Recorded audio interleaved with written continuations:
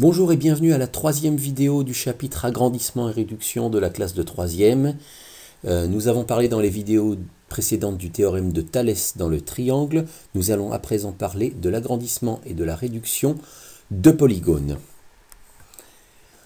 Alors voici deux polygones dont nous allons admettre que l'un est un agrandissement de l'autre et que le quadrilatère ZERK est une réduction du quadrilatère ACDB que vous voyez ici.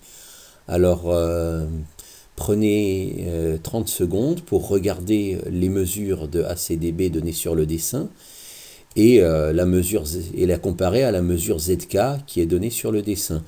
Bon, les formes étant relativement les mêmes, je vous laisse également regarder quel côté du grand quadrilatère correspond à quel côté du petit. Voilà, et on vous demande, basé sur ces données, de calculer les trois côtés manquants de ZERK. Mettez la vidéo en pause et réfléchissez à comment on pourrait bien faire, voir si vous voulez aller jusqu'au bout du calcul.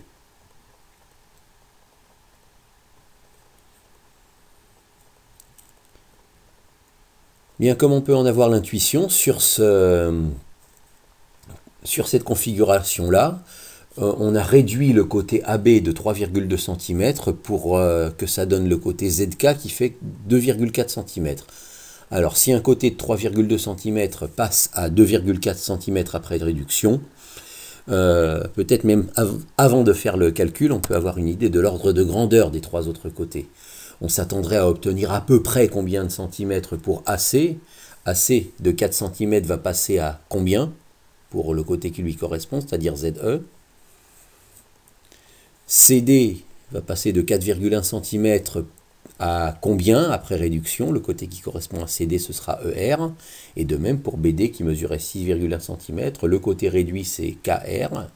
Ça va être à peu près combien? Donc on se doute que ça va être un peu moins dans les mêmes proportions que AB a été réduit pour donner ZK. Eh bien, si c'est une question de proportion, on va calculer le rapport de proportion en divisant la longueur du côté AB par la longueur du côté qui lui correspond ZK. Voilà, écrivons les rapports de proportion. Comme les égalités de Thalès, on divise un côté par le côté qui lui correspond dans la figure, dans l'autre figure. Donc, essayez de mettre la vidéo en pause et de compléter les noms des côtés qui manquent.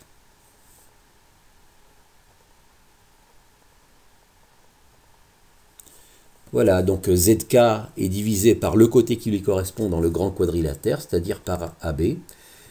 KR était le côté qui manquait dans les numérateurs, puisque dans les numérateurs, nous avions les quatre côtés du petit quadrilatère de droite.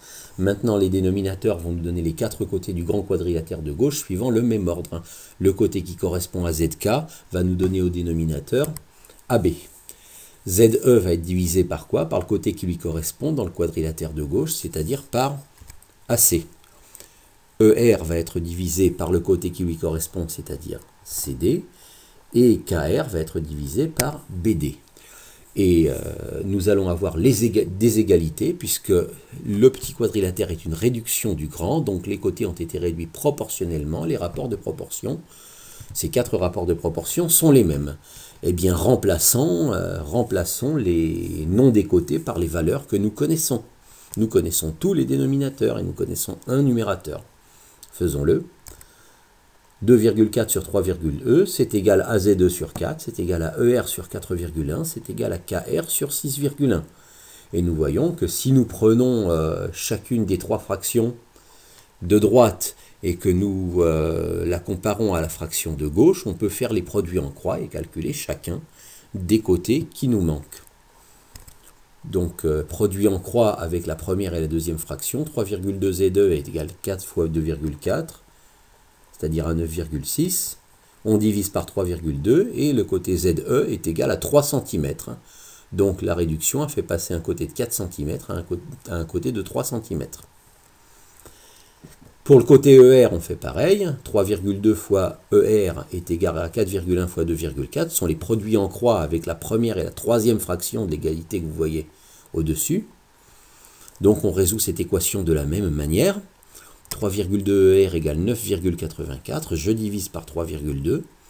Ça me donne que ER égale 3,075 cm. Voilà, donc ER est un petit peu plus grand que ZE, tout comme d'ailleurs CD était un petit peu plus grand que AC. Voilà. Même chose pour calculer le côté KR. On prend la première et la quatrième fraction de l'égalité du dessus et nous faisons les produits en croix. 3,2 KR, c'est 6,1 fois 2,4. Calculatrice, 3,2 KR est égal à 14,64 et je divise par 3,2. KR, ça fait 4,575 cm. Donc proportionnellement, le côté qui mesurait 6,1 cm a été réduit au côté qui mesure 4,575 cm. Et voici comment, avec les longueurs d'un des quadrilatères et les rapports de proportion, j'arrive à calculer les longueurs de l'autre quadrilatère. Voilà. Maintenant, si je divise le côté que je connais par l'autre côté que je connais qui lui correspond dans l'autre quadrilatère, 2,4 sur 3,2, je transforme ça en une fraction irréductible, par exemple à la calculatrice, ça me donne 3 quarts. Ce qui veut dire que les côtés du petit quadrilatère mesurent tous 3 quarts des côtés du grand. Voilà. Ce 3 quarts-là, c'est donc le rapport dans lequel on a réduit le grand quadrilatère. C'est une réduction aux 3 quarts. Le petit quadrilatère est une réduction aux 3 quarts du grand. Ce 3 quarts s'appelle le coefficient de réduction. Coefficient de réduction, c'est dans quelle proportion vous réduisez le grand quadrilatère pour le grand polygone, parce que ce n'est pas obligé d'être un quadrilatère, pour vous donner le petit. Voilà. On aurait pu prendre le problème à l'envers et dire qu'on avait le petit polygone et qu'on l'a agrandi pour donner le grand. D'accord? Donc on aurait pu dire aussi que le quadrilatère ACDB, c'est pas une réduction, mais au contraire, c'est un...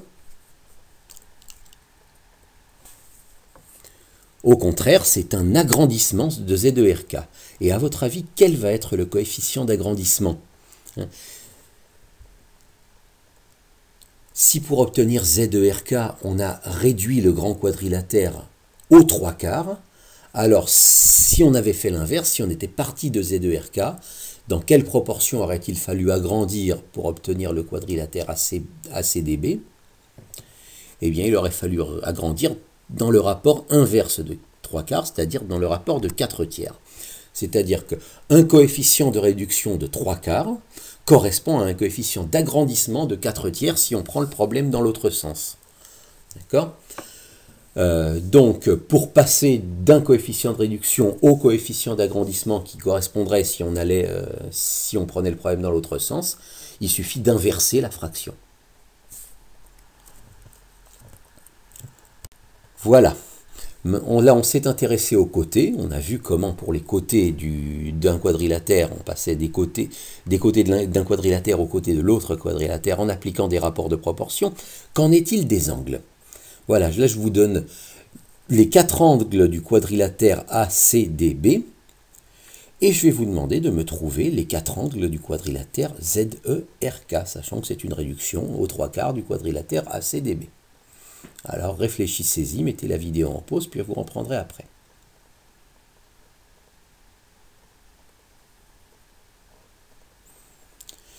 Eh bien, on peut être assez tenté de prendre les angles et de les multiplier par 3 quarts, comme on a fait avec les côtés. Mais réfléchissons un instant. Quand on prend un rectangle, qui a tous ses angles de 90 degrés, et qu'on le réduit, on obtient un rectangle plus petit. Quels sont les angles du plus petit rectangle? C'est un rectangle, il a toujours ses angles de 90 degrés. Donc les angles du rectangle, ça vous semble assez logique, n'ont pas bougé par réduction et n'auraient pas bougé non plus par agrandissement. Eh bien ces angles-là, vous pouvez même à la limite prendre un rapporteur, le poser sur votre écran d'ordinateur et les mesurer. Ces angles-là, même s'ils ne font pas 90 degrés, ils ne vont pas bouger, ils ne vont pas grandir, ils ne vont pas réduire. Leur ouverture ne va pas grandir ou réduire parce qu'on aura agrandi ou parce qu'on aura réduit. Le quadrilatère ZERK a exactement les mêmes angles que le quadrilatère ACBD.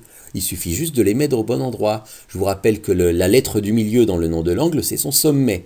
Donc l'angle KZE, c'est celui qui correspond à l'angle BAC, donc il aura la même mesure, il mesurera 113 degrés.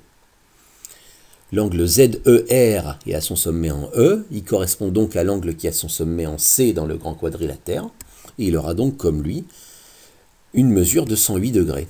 De même, l'angle ERK correspond à l'angle CDB, aura une mesure de 67 degrés. Et l'angle RKZ correspond à l'angle ABD et aura lui aussi une mesure de 72 degrés. Autrement dit, quand on agrandit ou on réduit, ben oui, il faut multiplier les côtés, toutes les longueurs, par le coefficient d'agrandissement ou de réduction, mais les angles, eux, on ne les touche pas. Ce qui nous donne cette propriété. Lors d'un agrandissement ou d'une réduction, les angles sont conservés. Conservés, ça veut dire qu'ils ne bougent pas par agrandissement ou réduction. Contrairement aux côtés, les angles, eux, ne bougent pas. Voilà, et un rappel, suite à ce que je viens de vous dire, tout ce qui est longueur, ça faudra le multiplier par le coefficient d'agrandissement, de réduction, lorsque vous agrandirez, lorsque vous réduirez. Donc les angles ne bougeront pas, mais les longueurs, que ce soit les côtés, que ce soit n'importe quelle autre longueur, le périmètre, la hauteur, le rayon d'un cercle, le diamètre d'un cercle, là je sors du domaine des polygones, n'importe quelle longueur que vous auriez tracée sur un polygone, avec la longueur qui lui correspond sur son agrandissement, sur sa réduction, eh bien le rapport entre l'un et l'autre, ce sera qu'on multiplie par le coefficient d'agrandissement, par le coefficient de réduction. Pour les longueurs, on multiplie par ce coefficient, et pour les angles, on ne les touche pas, on ne multiplie par rien du tout. Voilà ce qu'il faut retenir sur les agrandissements ou réductions.